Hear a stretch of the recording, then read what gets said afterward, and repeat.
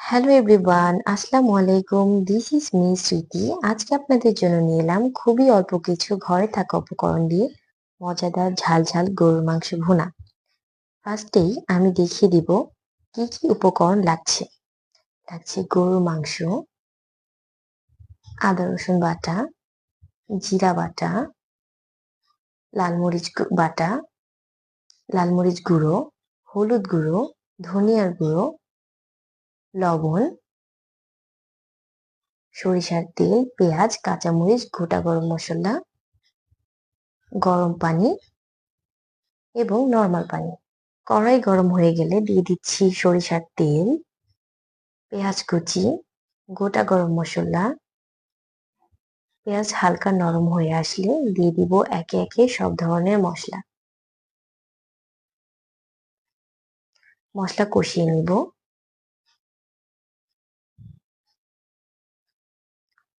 মশলার কাঁচা গন্ধটা দূর করার জন্য দিয়ে দিব হালকা পানি। সামান্য নরমাল পানি দিয়ে একটু ঢাকা দিয়ে মশলাটা কষিয়ে নিব।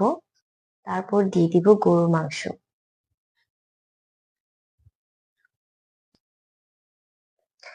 মশলার সাথে মাংস ভালোভাবে নেড়ে মিশিয়ে নিব। কিছু সময় কষিয়ে নিব। অফ ক্যামেরায় আমি মাংস আরো ২ বার পানি দিয়ে কষিয়ে নিয়েছিলাম। আমার মাংস কষানো অলমোস্ট শেষ।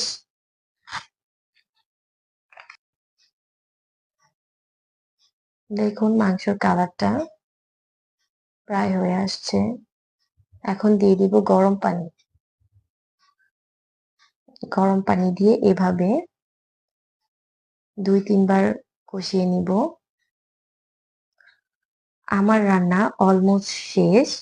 লাস্টে দিয়ে দিব ফ্লেভারের জন্য কাঁচামরিচ এবং আমার ঘরের তৈরি গরম মসলা গুঁড়ো।